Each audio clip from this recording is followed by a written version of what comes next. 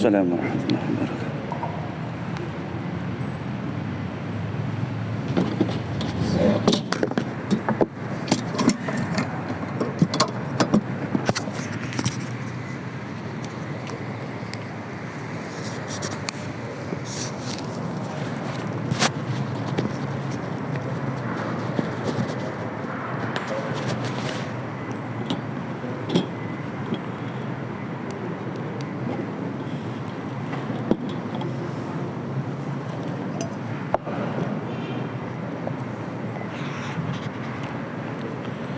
Bismillahirrahmanirrahim.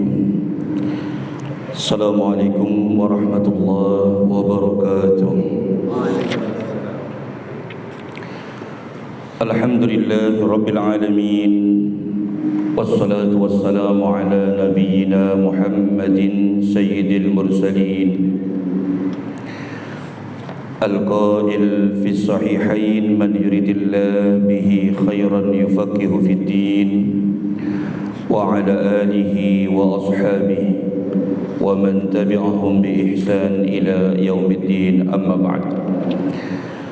Ikhwati wa akhwati fillah a'azzani Allah wa iyyakum. Hadirin Bapak Ibu, saudara-saudariku jamaah Masjid Al-Kautsar PT Taji, dan juga para pemirsa yang semoga dimuliakan, disehatkan dan dirahmati oleh Allah Tabaraka wa Ta'ala. Alhamdulillah, pertama kita panjatkan puji dan syukur kita kehadirat Allah Tabaraka wa Ta'ala yang telah melimpahkan kepada kita banyak sekali nikmat, baik itu nikmat duniawiyah. Allah anugerahkan kepada kita harta yang berlimpah, Allah anugerahkan kepada kita rumah yang megah, Allah anugerahkan kepada kita kendaraan-kendaraan yang mewah. Terlebih Allah Subhanahu wa Ta'ala telah memberikan kepada kita kenikmatan diniyah,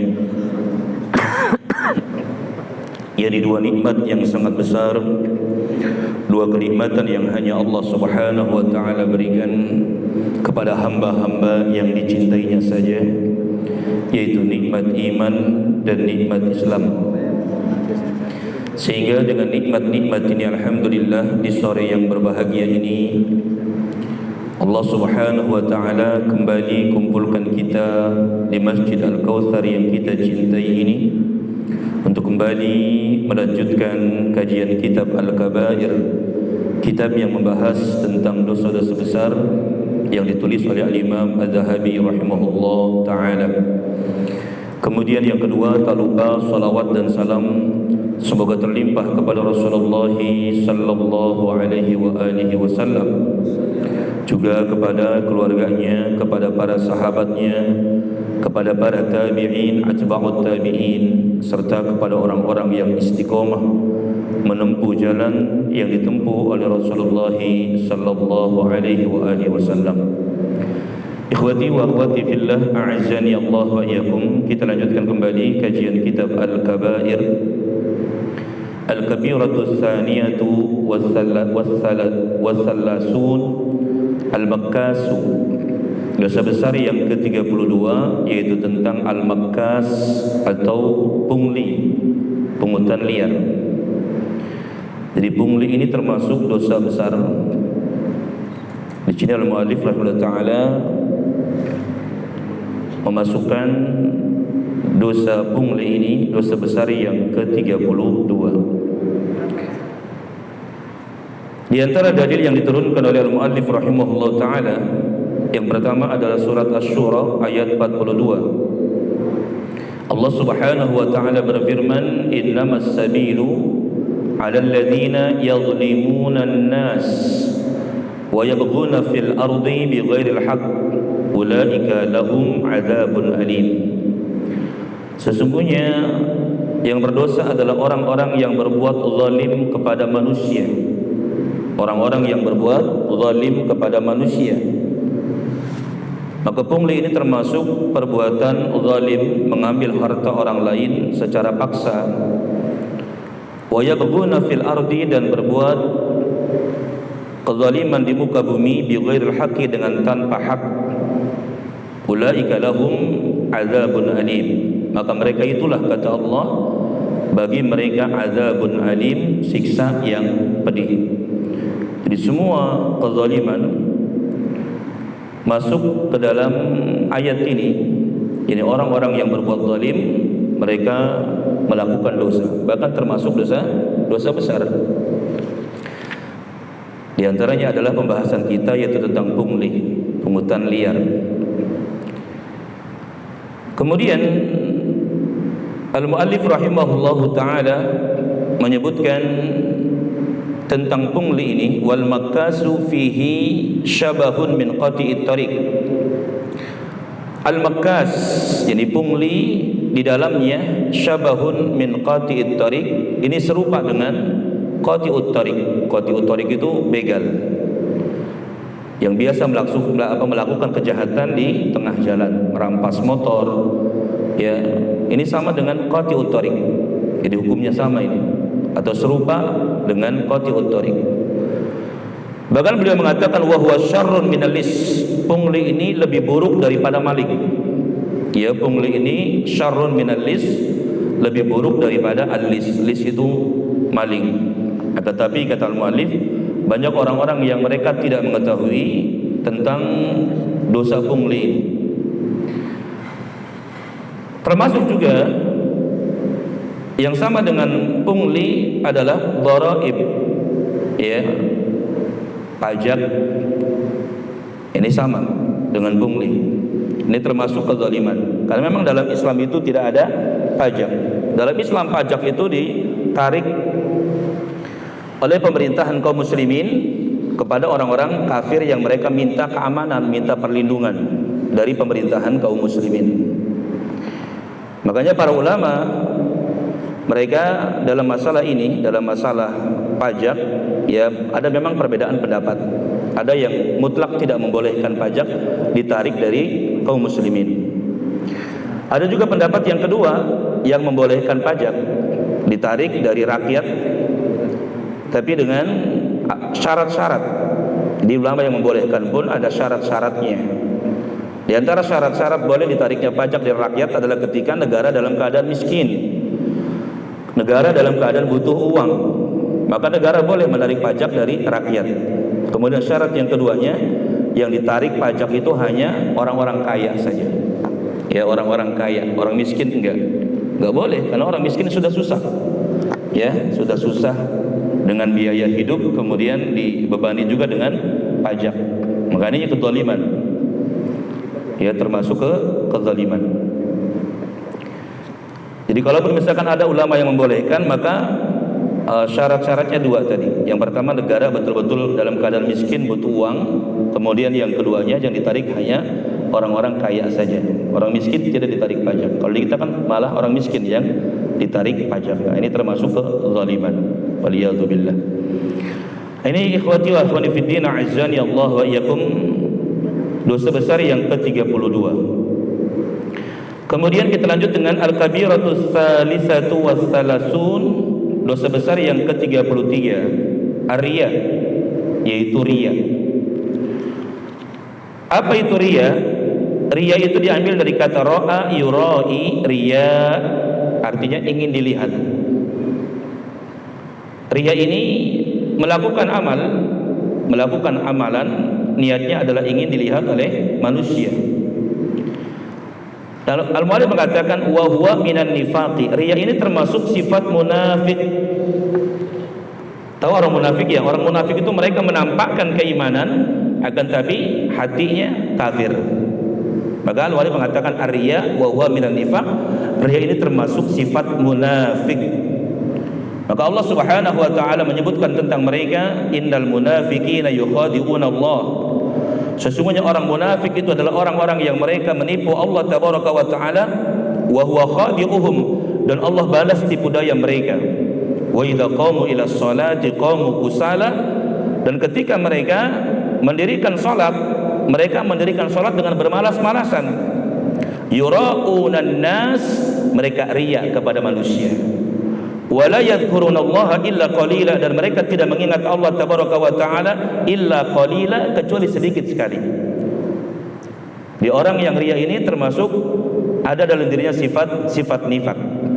Sebagaimana Allah Subhanahu wa taala sebutkan dari ayat yang tadi kita baca, yaitu surat An-Nisa ayat 142. Kemudian ikhwati wa akhwati fillah azzani Allah wa iyyakum. Ketika Allah Subhanahu wa taala menyebutkan tentang besarnya pahala sedekah. Pahala sedekah itu pahalanya berapa? Pahala sedekah berapa? 700 kali lipat.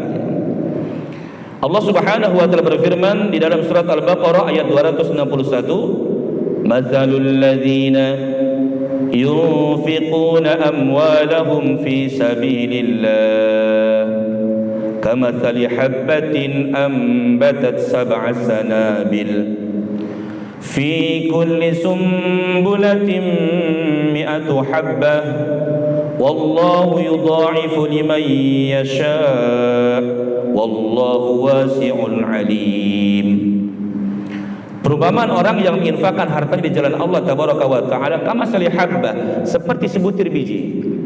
Kita nanam misalkan satu biji, kemudian ambatat sab'a sanabil, dari satu butir ini tumbuh 7 tangkai.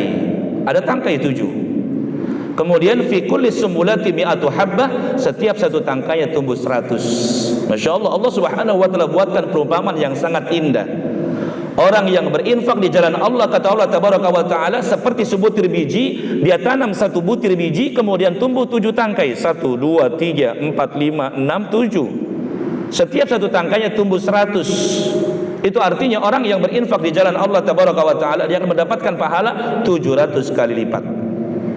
Ketika kita sedekah 1 juta, kita tidak mendapatkan balasan 1 juta dari Allah, tapi mendapatkan 700 juta. Besar pahalanya di sisi Allah tabaraka wa taala. Akan tapi tentunya ada syaratnya. Apa syaratnya? Harus ikhlas karena Allah tabaraka wa taala. Dan untuk bisa ikhlas dalam beramal, terlebih dalam bersedekah, ini berat. Untuk bisa ikhlas dalam beribadah, terlebih dalam berinfak, ini berat. Kenapa berat? Karena hampir semua kita manusia itu dalam hatinya ingin mendapatkan pujian dari manusia, ingin disanjung, ingin dihormati, ingin dimuliakan. Makanya banyak orang ketika mereka bersedekah, niat ingin mendapatkan pujian dari manusia, enggak ikhlas karena Allah tabaraka wa taala.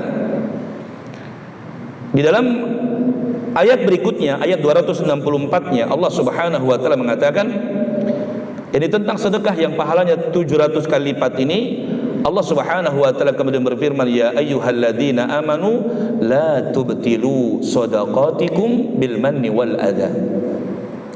Wahai orang-orang yang beriman, jangan kalian batalkan, jangan kalian rusak pahala sedekah-sedekah kalian bil manni wal adha. Al-man itu mengungkit-ungkit kebaikan, mengungkit-ungkit pemberian. Wal adha, dan menyakiti hati orang yang menerima. Kalladzi yunfiqu malahu ria'an nas, ini sama seperti orang yang berinfak, kata Allah, menginfakkan hartanya ria'an nas, riya kepada manusia, ingin mendapatkan pujian dari manusia. Kan banyak orang yang ketika dia bersedekah, ya, ketika bersedekah, kemudian dia titip sama pengurus masjid, "Mas, ini saya sedekah, tapi tolong nanti ketika diumumkan sebut dari saya, ya, dari Pak Nanto, 10 juta. Awas kalau nggak disebut." Gitu. Ada orang-orang yang bersedekah niatnya ingin mendapatkan pujian dari manusia. Atau dia bilang sama pengurus masjid, "Mas, ini dari saya, ya, dari Pak siapa namanya? Pak Nanto juga. Pak nama sama. Oh gitu, masya Allah. Kok bisa ya kembar?" Oh, insya Allah, ya. Jangan-jangan kampungnya juga sama nih. Dekat juga. Ya, ini dari saya nih, dari Pak Tanto 20 juta. Tapi sudahlah, nanti ketika diumumkan jangan sebut nama Tanto, ya. Sebut aja dari hamba Allah. Akhirnya kemudian ketika Jumatan, saat sholat Jumat diumumkan, ya, dari hamba Allah 20 juta. Pak Tanto yang duduk di belakang kemudian nyolek sebelahnya. Mas, tahu nggak hamba Allah itu siapa? Siapa, Pak? Saya, Mas. Sama saja kan gitu. Jadi banyak orang-orang yang ketika mereka bersedekah, berinfak, itu nggak ikhlas karena Allah tabaraka wa taala. Terlebih di zaman sekarang ini, zaman medsos. Ada orang berinfak, nolong orang miskin, nolong orang fakir. Lalu kemudian di-upload ya di media sosial. Tujuannya apa? Biar mendapatkan pujian, biar mendapatkan like yang banyak, ya subscriber yang banyak. Niatnya enggak ikhlas karena Allah tabaraka wa taala. Maka pahala sedekah yang tadi harusnya mendapatkan 700 kali lipat hanya gara-gara riya. Ini kemudian tidak diterima oleh Allah tabaraka wa taala. Enggak dapat pahala dari Allah tabaraka wa taala. Kemudian ikhwati wa akhwati fillah azani Allah wa iyyakum. Disebutkan juga di dalam hadis riwayat Imam Muslim, Nabi sallallahu alaihi wasallam bersabda, "Awwalun nas yuqda alaihi yaumal qiyamah." Orang yang nanti akan diberikan putusan pertama kali di yaumil qiyamah. Ya. Orang yang pertama kali nanti diberikan putusan oleh Allah tabaraka wa taala di yaumil qiyamah. Yang pertama kata Nabi, orang yang mati syahid. Orang yang berperang di jalan Allah tabaraka wa taala tapi niatnya bukan karena Allah tabaraka wa taala. Dihadapkan kepada Allah tabaraka wa taala, disebutkan semua kenikmatan-kenikmatan yang Allah telah berikan kepadanya. Ketika Allah sebutkan semua kenikmatan-kenikmatan yang Allah berikan kepadanya, diberikan kekuatan, diberikan kesehatan, diberikan keberanian, dia mengakui nikmat-nikmat tersebut. Betul wahai Allah, aku telah mendapatkan nikmat-nikmat itu. Kemudian Allah Subhanahu wa taala tanya lagi, untuk apa nikmat-nikmat itu kau gunakan? Makanya semua kenikmatan yang Allah berikan kepada kita sekarang ini enggak gratis. Teman-teman yang sekarang diberikan oleh Allah Subhanahu wa taala rumah yang mega, harta berlimpah, kendaraan-kendaraan yang mewah, itu nanti di yaumil qiyamah akan ditanya oleh Allah tabaraka wa taala. Jadi enggak ada yang gratis. Kenikmatan kita ini akan ditanya oleh Allah tabaraka wa taala. Umur kita yang panjang 60 tahun, 70 tahun, itu akan ditanya oleh Allah tabaraka wa taala, apa yang kita gunakan dengan umur tersebut. Apakah kita gunakan untuk beribadah kepada Allah tabaraka wa taala ataukah untuk bermaksiat kepada Allah tabaraka wa taala? Kesehatan yang Allah berikan kepada kita ini Allah berikan enggak gratis, nanti di yaumil qiyamah akan ditanya oleh Allah. Yang Rasul mengatakan bahwasanya ada dua kenikmatan yang kebanyakan manusia lupa ketika diberikan dua nikmat ini. Yang pertama as-sihat, yang keduanya al-faragh, nikmat sehat, yang keduanya waktu luang. Ini banyak di antara kita yang lupa ketika diberikan kesehatan oleh Allah tabaraka wa taala. Maka nanti di yaumil qiyamah akan ditanya oleh Allah tabaraka wa taala. Termasuk juga harta akan ditanya oleh Allah tabaraka wa taala. Bahkan harta ini kata Nabi pertanyaannya dua. Min aina iktasaba, dari mana kau dapatkan harta tersebut? Yang kedua, wa fima anfaqah, kemana kau belanjakan harta itu? Jadi semua nikmat akan ditanya oleh Allah, seperti orang mati syahid ini. Ketika Allah sebut semua kenikmatan-kenikmatan yang Allah berikan kepada dia, mengakui kenikmatan tersebut, dan saat Allah Subhanahu wa taala tanya, "Ma 'amilta fiha?" Kau gunakan untuk apa kenikmatan-kenikmatan itu? Lalu dia mengatakan, "Wahai Allah tabaraka wa taala, qataltu fika hatta stushhidtu." Aku berperang karena engkau wahai Allah tabaraka wa taala. Aku berjihad di medan perang karena engkau wahai Allah tabaraka wa taala, sehingga saya mendapatkan kesyahidan. Dan Allah Subhanahu wa taala Maha tahu apa yang ada dalam hatinya. Ketika dia mengatakan, "Wahai Allah tabaraka wa taala, aku berperang karena engkau," Allah katakan kepadanya, "Laqad kadzdzabta, sungguh kau telah dusta. Kau berperang bukan karena aku. Kau berperang liyuqala jari'un, agar dikatakan seorang yang pemberani. Kau berperang karena ingin dikatakan seorang pahlawan. Faqad qila, sungguh itulah telah dikatakan ketika di dunia. Di dunia sudah kau dapatkan pujian-pujian tersebut. Summa umira bihi, lalu diperintahkan dengannya, fasuhiba ala wajhihi hatta ulqiya finnar, diseret dalam keadaan tertelungkup wajahnya, dilemparkan ke dalam nerakanya Allah tabaraka wa taala, wal iyadu billah. Cuma gara-gara apa? Gara-gara apa? Riya. Ngeri ikhwati wa akhwati fillah azani Allah ya. Beramal ingin mendapatkan pujian dari manusia menyebabkan orang yang beribadah tidak mendapatkan pahala di sisi Allah tabaraka wa taala. Capek kita beramal tapi enggak dapat pahala dari Allah tabaraka wa taala. Maka Allah Subhanahu wa taala peringatkan kita dalam surat Al-Ghasyiyah, surat yang sunnah dibaca oleh imam saat sholat Jumat. Rakaat pertama setelah Al-Fatihah baca Sabbihisma rabbikal a'la. Rakaat yang kedua disunahkan baca Hal Al-Ghasyiyah, hal ataka haditsul ghasyiyah. Apakah telah datang kepadamu wahai Muhammad berita tentang Al-Ghasyiyah? Al-Ghasyiyah ini nama lain dari Yaumul Qiyamah. Karena Yaumul Qiyamah memiliki beberapa nama, di antaranya adalah Al-Ghasyiyah. Wujuhu yawma idzin khashi'ah. Ada orang-orang yang nanti di Yaumul Qiyamah datang kepada Allah Tabaraka wa Ta'ala dalam keadaan wajah-wajahnya khashi'ah, tertunduk karena malu, merasa hina di hadapan Allah Tabaraka wa Ta'ala. Para ulama tafsir mereka menyebutkan bahwasanya orang-orang yang datang kepada Allah dalam keadaan wajahnya tertunduk karena takut, karena hina di hadapan Allah Tabaraka wa Ta'ala, amilatun nasibah, padahal mereka adalah orang yang beramal kemudian capek ketika mereka beramal. Mereka menyebutkan bahwasanya orang-orang ini adalah orang-orang kafir. Karena orang-orang kafir ketika di dunia mereka beramal, menyantuni anak yatim, menolong orang-orang miskin, membantu orang-orang kesulitan. Capek mereka beramal ketika di dunia. Kebaikan-kebaikan mereka dihabiskan di dunia ini, dibalas oleh Allah. Allah balas cuma di dunia, diberikan semua balasnya di dunia. Adapun di akhirat nanti mereka tidak mendapatkan pahala di sisi Allah Tabaraka wa Ta'ala. Tasla naran hamiyah, dimasukkan ke dalam neraka yang sangat panas kalau mereka capek beramal ketika di dunia. Namun ada juga yang menyebutkan mereka adalah orang-orang yang beriman seperti kita. Capek kita beramal di dunia, namun sekalipun kita banyak beramal ketika di dunia, kita juga banyak melakukan amalan-amalan yang bisa merusak amal ibadah kita. Di antaranya riya ini. Maka Allah Subhanahu wa Ta'ala ingatkan kita. Sunnah surat Al-Ghasyiyah ini dibaca ketika hari-hari besar, hari Jumat, hari raya Idul Fitri. Bahwasanya nanti ada orang-orang yang ketika di dunianya capek beramal, tapi mereka tidak mendapatkan pahala di sisi Allah Tabaraka wa Ta'ala. Di antaranya orang yang riya ini. Lihat orang yang mati syahid. Sering kita sampaikan keutamaan orang yang mati syahid.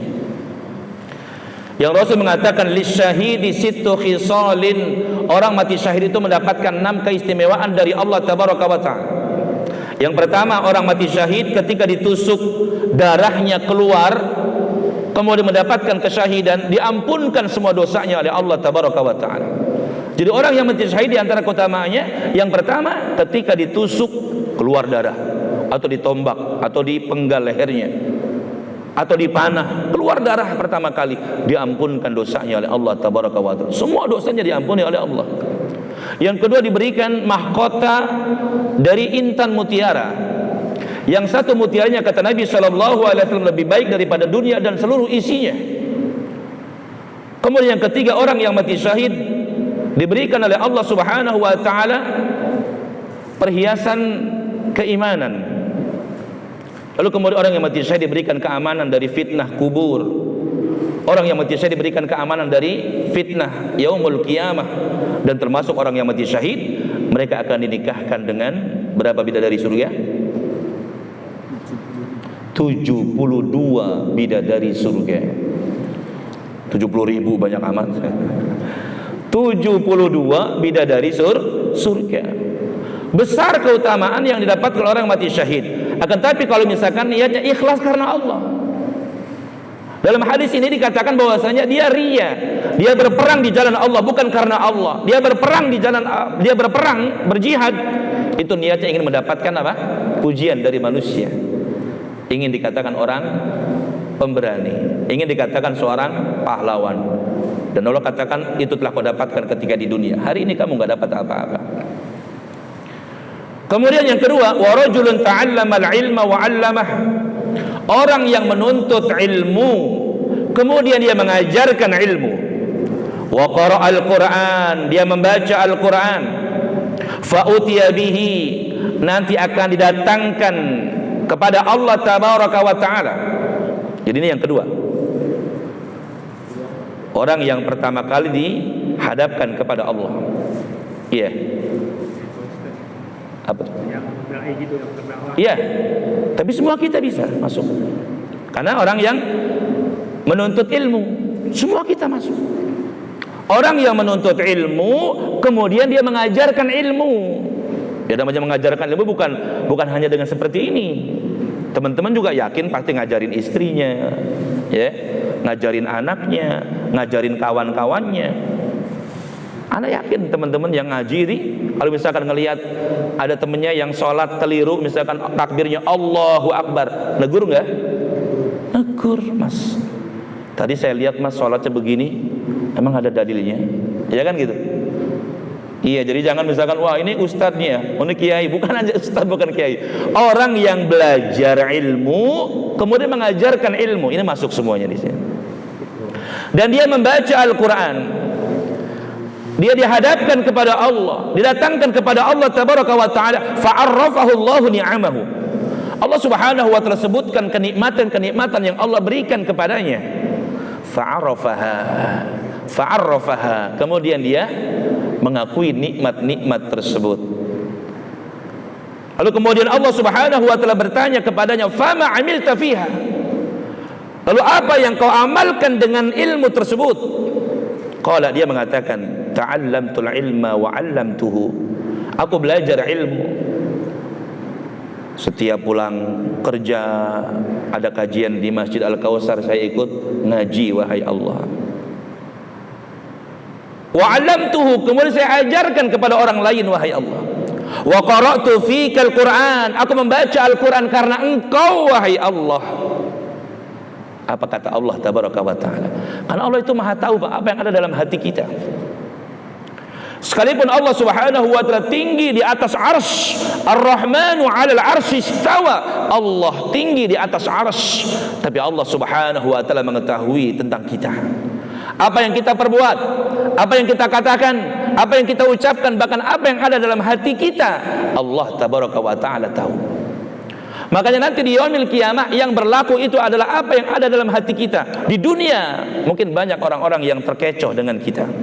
Oh, kelihatannya ustad, oh kelihatannya santri, maka mereka panggil ustad, maka mereka panggil kiai gitu.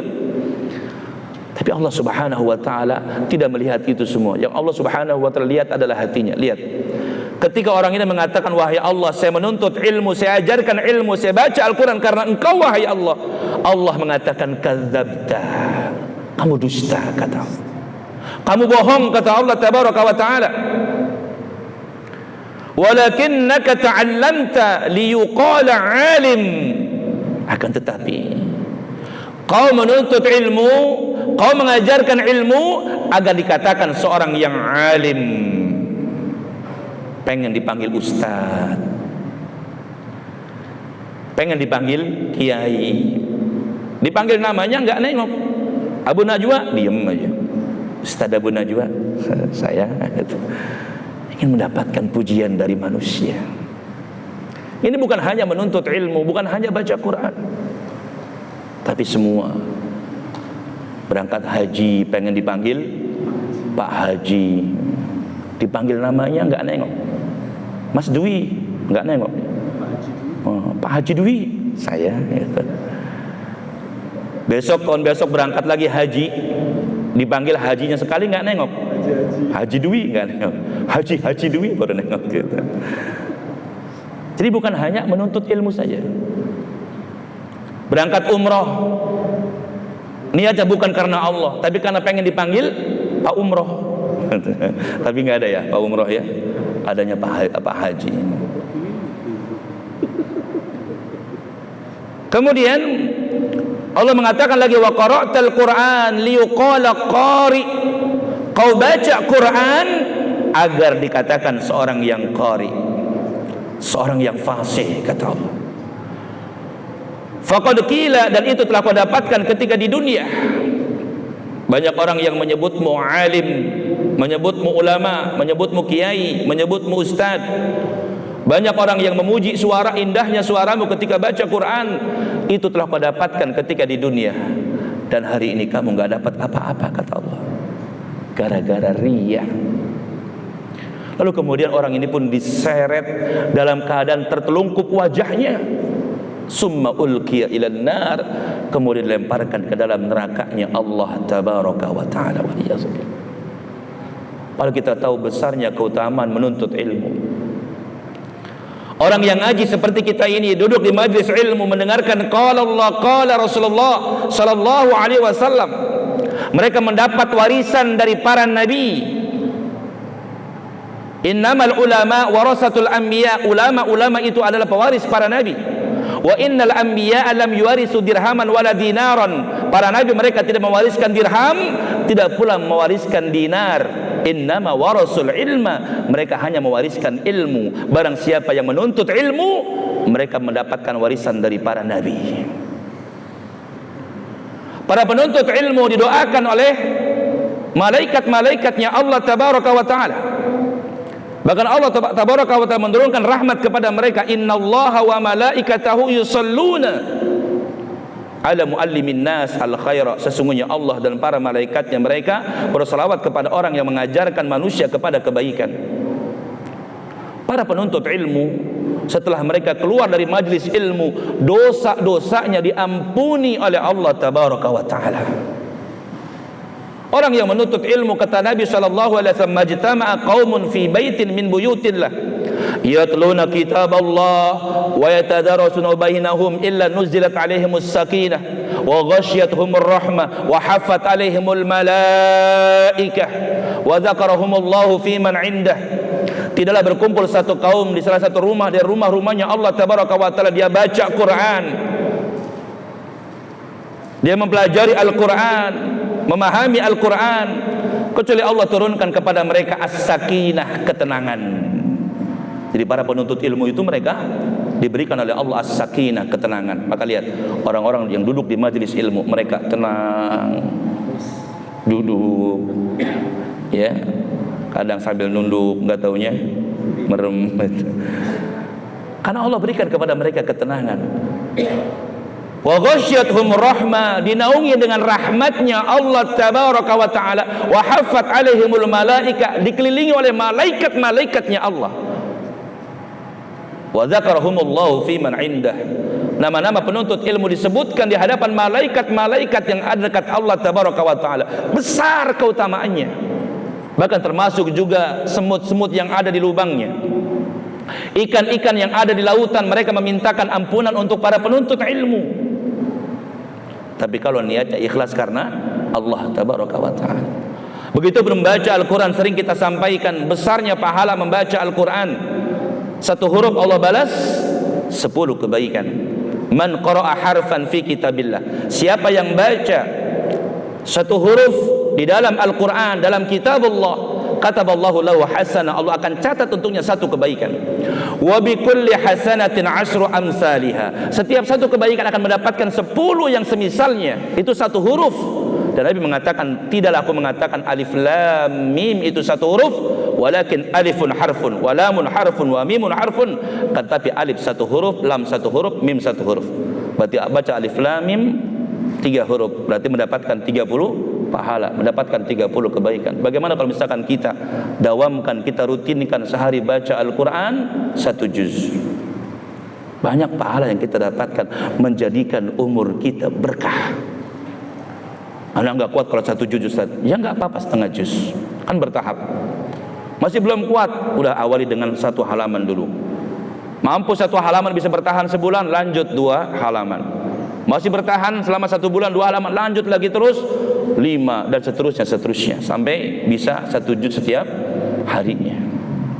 Sehingga setiap bulan kita bisa mengkhatamkan Quran 1 kali. Besar pahalanya di sisi Allah kalau niatnya ikhlas karena Allah. Tapi lihat di sini, Allah Subhanahu wa taala mengatakan, laqad kadzdzabta, sungguh kau telah dusta. Kau menuntut ilmu bukan karena aku. Kau menuntut ilmu, mengajarkan ilmu, ingin dikatakan seorang yang alim. Kau baca Quran bukan karena aku, tapi ingin dikatakan seorang yang qari, seorang yang fasih. Dan itu telah kau dapatkan ketika di dunia. Hari ini kau enggak dapat apa-apa. Orang ini diseret jemaah sekalian. dalam keadaan tertelungkup wajahnya, dilemparkan ke dalam nerakanya Allah tabaraka wa taala. Kemudian yang ketiga, maghrib. Kita sampai jam berapa berarti? Jam 6 tapi ya. Kemudian yang ketiga, wa rajulun wasa'allahu alaihi wa atahu min asnafil mal. Yang ketiga adalah orang yang diberikan oleh Allah Subhanahu wa taala keluasan rezeki. Orang yang ketika di dunia diberikan harta yang banyak oleh Allah tabaraka wa taala, nanti dia rajin bersedekah, tapi dia bukan karena Allah tabaraka wa taala. Di yaumil qiyamah dia termasuk orang yang pertama dari 3 golongan tadi yang dihadapkan pertama kali kepada Allah tabaraka wa taala. Lalu Allah Subhanahu wa taala sebutkan semua kenikmatan-kenikmatan yang Allah telah berikan kepadanya, fa'arrafaha, dan dia mengakui nikmat-nikmat tersebut. Betul Allah, Kau berikan kepadaku harta yang sangat banyak. Lalu Allah Subhanahu wa taala bertanya kepadanya, ma amilta fiha? Lalu kau gunakan untuk apa harta tersebut? Qala, dia mengatakan, ma taraktu min sabil, tidaklah aku tinggalkan dari satu jalan, tuhibbu an yunfaqa fihi, yang aku ingin menginfakkan hartaku, illa anfaqtu fihi laka, kecuali aku infakkan di jalan tersebut, dan itu karena engkau wahai Allah. Dia mengatakan apa? Saya bersedekah wahai Allah, saya sedekahkan harta saya infakkan harta saya untuk engkau wahai Allah tabaraka wa taala. Qala, Allah Subhanahu wa taala mengatakan, kadzabta, sungguh kau telah dusta. Kau bersedekah, kata Allah tabaraka wa taala, agar ingin dikatakan seorang yang jawad, seorang yang dermawan. Kan banyak ya orang yang bersedekah niatnya ingin dikatakan orang yang dermawan, ingin dikatakan orang yang kaya. Maka Allah mengatakan, faqad qila, dan itu telah kau dapatkan ketika di dunia. Jadi pujian-pujian tersebut di dunia sudah didapatkan, dan hari ini kata Allah kau tidak mendapatkan apa-apa. Fasuhiba ala wajhi, lalu kemudian orang ini diseret dalam keadaan tertelungkup di atas wajahnya. Karenanya penghuni neraka itu kan gak ada yang dimuliakan. Kalau nggak diseret, ya, tertelungkup di atas wajahnya, diapain lagi tuh? Ya, dibelenggu, dilemparkan ke dalam nerakanya Allah. Jadi nggak ada yang dimuliakan. Ayo, yang mau masuk neraka silahkan. Nggak ada yang dimanja itu. Kalau nggak diseret, dilemparkan ke dalam nerakanya Allah tabaraka wa taala. Di sini diseret dalam keadaan tertelungkup di atas wajahnya, kata Nabi, hatta ulqiya finnar, sehingga dia dilemparkan ke dalam nerakanya Allah. Wal iyadzu billah. Padahal kita tahu sedekah itu banyak sekali keutamaannya. Pahala sedekah tadi sudah kita sebutkan mendapatkan 700 kali lipat. Bahkan kalau ada orang yang bersedekah kemudian dia sembunyikan sedekahnya, nggak ada seorang pun yang tahu dia bersedekah, dia akan mendapatkan keutamaan, mendapatkan naungan Allah nanti di yaumil qiyamah. Ketika berkumpul di padang mahsyar dalam keadaan telanjang kaki, telanjang pakaian, belum dikhitan, matahari didekatkan 1,6 kilo di atas kepala, semuanya kepanasan. Orang yang bersedekah kemudian dia sembunyikan sedekahnya, mendapatkan naungan Allah tabaraka wa taala. Ya, ada 7 golongan. Salah satunya adalah rajulun tasaddaqa fa akhfaha. Orang yang bersedekah kemudian dia sembunyikan sedekahnya, hatta la ta'lama shimalu ma tunfiqu yaminu, sehingga tangan kirinya saja enggak tahu apa yang diinfakkan oleh tangan kanannya. Ini bukan berarti ketika sedekah nanti begini, ya. Maksudnya ini sedekah rahasia. Usahakan kita kalau sedekah itu jangan sampai ada yang tahu. Kayak sini lagi ngaji, ada teman-teman yang bawa tas kan, tasnya taruh depan, kemudian karena capek ngantuk tidur, nah masukin ke tasnya duit 200.000. Itu namanya sedekah rahasia. Jangan sampai ada yang tahu. Tetangga kita ada yang susah, miskin, kita sedekah, jangan sampai dia tahu. Malam-malam jam 12 keluar, kita kasih beras satu yang 10 kilo itu ya. Dan jangan pilih-pilih. Kalau sedekah itu jangan pilih-pilih. Ini kadang ada di antara kita yang mau sedekah hanya gara-gara dia janda. Nah, itu pura-pura baik, pura-pura nolong. Ini udah ketahuan nolongnya enggak ikhlas. Pasti ada udang di balik terigu. Ya. Masya Allah, pahala sedekah itu besar pahalanya di sisi Allah kalau ikhlas. Kalau ria, ingin mendapatkan pujian dari manusia, maka tidak akan mendapatkan pahala di sisi Allah tabaraka wa ta'ala. Lihat orang ini dilemparkan ke dalam nerakanya Allah tabaraka wa ta'ala. Kemudian ikhwati wa akhwati fillah azani Allah wa yakum. Hadis yang berikutnya tentang riya. Disebutkan dalam hadis riwayat Imam Bukhari dari Abdullah bin Umar radhiyallahu anhuma. Abdullah bin Umar. Berarti Abdullah ini anaknya siapa? Anaknya Umar. Ya. Abdullah bin Umar berarti Abdullah ini anaknya Umar. Ibunya Abdullah berarti siapa? Abdullah bin Umar berarti Abdullah anaknya Umar. Ibunya Abdullah berarti siapa? Istrinya Umar. Nah, Ummu Abdillah.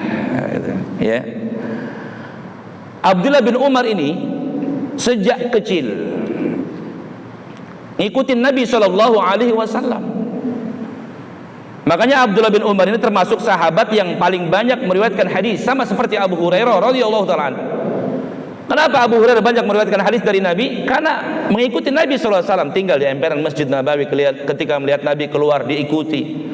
Maka banyak meriwayatkan hadis dari Nabi SAW, termasuk Abdullah bin Umar ini. Bahkan termasuk orang yang paling semangat mengamalkan sunnah-sunnah Nabi, Abdullah bin Umar. Ketika turun firman Allah tabaraka wa ta'ala, lan tanalul birra hatta tunfiqu mimma tuhibbun, kalian tidak akan mendapatkan kebaikan sehingga kalian menginfakkan apa yang paling kalian cintai. Abdullah bin Umar setiap kali memiliki harta yang paling dicintai disedekahkan. Beda dengan kita ya. Apa yang paling kita cintai? Handphone. Ada nggak yang sedekah handphone? Kita yang paling kita sukai mobil. Ada nggak yang sedekah mobil? Abdullah bin Umar masya Allah mengamalkan apa yang dicintai disedekahkan, diinfakkan untuk Allah tabaraka wa ta'ala. Ketika Nabi memerintahkan untuk mengucapkan salam, la tadkhulul jannah, kalian tidak akan masuk surga kata Nabi, hatta tu'minu, sehingga kalian beriman. Wala tu'minu hatta tahabbu, dan kalian tidak akan beriman sampai kalian saling cinta di antara kalian. Awala adullukum ala syai'in idza fa'altumuhu tahabbtum bainakum afshus salama bainakum. Maukah aku tunjukkan kepada kalian satu amalan yang apabila kalian amalkan, kata Nabi SAW, menyebabkan kalian saling cinta di antara kalian. Afshus salama bainakum, tebarkan salam di antara kalian. Maka Abdullah bin Umar mengamalkan, mengucapkan salam setiap kali bertemu dengan sesama kaum muslimin. Assalamualaikum, assalamualaikum. Bahkan Abdullah bin Umar saking semangatnya mengamalkan salam, pergi ke pasar bukan untuk beli baju, pergi ke pasar bukan untuk jualan baju. Abdullah bin Umar pernah didapat oleh sahabatnya, oleh kawannya, berada di pasar. Ditanya sama kawannya, "Hei Abdullah, kamu di pasar ngapain? Jualan baju?" "Enggak." "Mau beli baju?" "Enggak." "Nah, terus ngapain di pasar kalau enggak jualan, kalau enggak beli baju?" Abdullah bin Umar mengatakan, karena saya ingin mengucapkan salam kepada setiap orang yang saya jumpai di pasar. Jadi sengaja pergi ke pasar untuk mengucapkan salam. Semangat mengamalkan sunnah Nabi SAW. Abdullah bin Umar termasuk yang mengamalkan sunnah Nabi. Termasuk juga Abdullah bin Abbas mengucapkan takbir dari tanggal 1 Dzulhijjah. Ya, takbir Allahu Akbar, Allah. Itu kan sunnahnya ya dari tanggal 1 ya. Ini takbir mutlak. Ada takbir itu, ada takbir mutlak, ada takbir muqayyad. Takbir mutlak itu yang terikat dengan waktu. Mutlak itu enggak terikat waktu, muqayyad terikat waktu. Yang terikat itu berarti takbirnya habis subuh tanggal 9 sampai tanggal 13 Dzulhijjah setelah asar. Kalau yang mutlak bebas, enggak terikat dengan waktu, dari tanggal 1 sampai tanggal 13 setelah asar sama. Zikir juga sama kan? Ada zikir yang mutlak, ada yang muqayyad.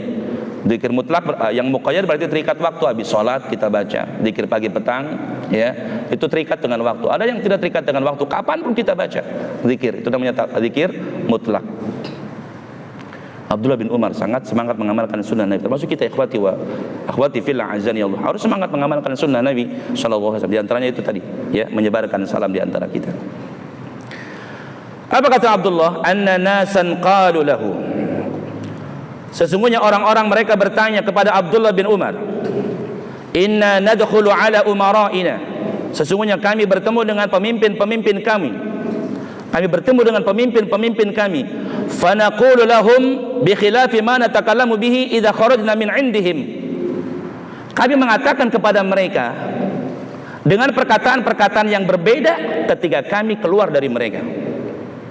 Di hadapan pemimpin, kalau kita di perusahaan, di hadapan pemimpin itu baik banget. Iya Pak, iya Pak, enggih Pak.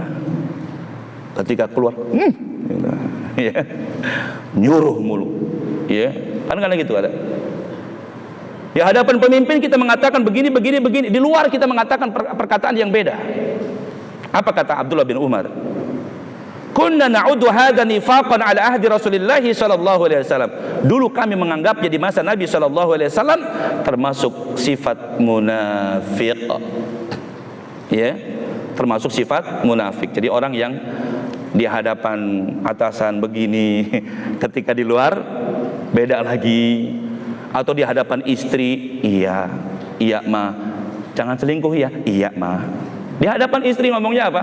Iya, setia. Di luar setia. Setiap tikungan ada. Hati-hati. Abdullah bin Umar mengatakan ini termasuk sikap munafik. Kemudian hadis yang berikutnya riwayat Imam Bukhari dan Muslim tentang riya. Kalau ini sum'ah, ya, sama dengan riya. Nabi SAW bersabda, man samma'a samma'allahu bih. Siapa yang kalau beramal ingin orang lain itu mendengarnya, maka Allah Subhanahu wa taala perdengarkan. Wa man yura'illahu bih.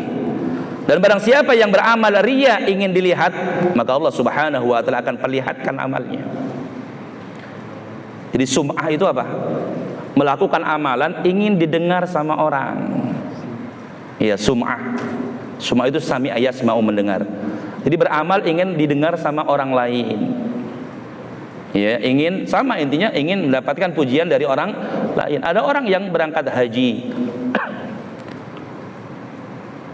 Orang lain nggak tahu kalau dia berangkat haji. Tapi Masya Allah dia perdengarkan sama orang tersebut. Saya dulu ketika haji. Wah, itu kan. Orang lain nggak tahu kalau dia haji. Anda pernah main ke rumah teman, kawan lama, teman sekolah. Udah lama nggak main ke rumahnya. Ketemu sama bibinya. Kemudian saya kebetulan panggil namanya. Ya, Mak Fulana gitu. Mak Fulana. Dia cerita apa? Tong, Mak Haji, Mak Tong gitu. Ya, biar dipanggil apa? Dipanggil Haji. Ini itu sum'ah, ya. Memperdengarkan amalannya agar didengar oleh orang lain. Termasuk waman yura'i, siapa yang riya, ya, siapa yang ingin mendapatkan pujian ketika beramal, maka akan mendapatkan pujian dari manusia, kata Nabi sallallahu alaihi wasallam. Kemudian hadis yang lainnya dari Mu'ad bin Jabal radhiyallahu an Nabi sallallahu alaihi wasallam qaal, dari Nabi SAW bersabda, al-yasiru minar riya syirkun, sedikit dari riya adalah kesyirikan. Yang paling ringan dari riya adalah kesyirikan. Artinya riya ini termasuk syirik. Hanya saja syirik apa? Syirik kecil. Ya, makanya Nabi SAW pernah mengatakan kepada para sahabat, waktu itu mereka berbincang-bincang tentang fitnah Dajjal. Maka Rasul mengatakan kepada mereka, sesungguhnya yang paling aku takutkan menimpa kalian, ya, sesuatu yang sangat tersembunyi adalah riya. Ya, karena kalau fitnah Dajjal itu kan kelihatan. Dajjal itu kelihatan, Pak. Dajjal itu kan ciri-cirinya udah ketahuan. Matanya satu. Kemudian di sini ada tulisan kafaro. Kafaro yang bisa dilihat oleh orang-orang yang beriman. Kelihatan fitnah Dajjal itu. Tapi fitnahnya besar. Ya, fitnahnya besar. Tapi Nabi lebih takut apa? Lebih khawatir yang menimpa kita itu adalah sesuatu yang nggak kelihatan seperti apa, riya ini. Karena banyak di antara kita yang tidak selamat dengan riya. Ya, lagi baca Quran, awalnya pelan, ketika kemudian di belakangnya ada calon mertua, dikencengin, dibagus-bagusin suaranya. Kan banyak yang nggak selamat dari riya ini. Makanya usahakan kalau kita beramal itu disembunyikan sebetulnya agar bisa selamat dari riya. Wallahu taala alam. Ini ikhwati wa akhwati fillah azani Allah yakum, dosa besar yang ke-32 dan juga 33 tadi ya. Pungli dan juga riya. Ini termasuk dosa besar. Kalau untuk riya ini ada doanya agar kita selamat dari riya. Allahumma inni a'udzubika an usyrika bihi, ya. Allahumma inni a'udzubika an usyrika ma la a'lam wa a'udzubika apa lupa. Allahumma inni a'udzubika an usyrika bihi ma la a'lamu bihi. Ya Allah, aku berlindung kepadamu dari kesyirikan yang aku tidak mengetahuinya. Wa a'udzubika an usyrika ma a'lam. Dan aku berlindung kepadamu dari kesyirikan yang aku ketahui. Jadi berlindung kepada Allah tabaraka wa taala dari melakukan kesyirikan baik yang kelihatan maupun yang tidak kelihatan. Ya, wallahu a'lam. Sebelum kita tutup, kalau ada pertanyaan, tafadhal.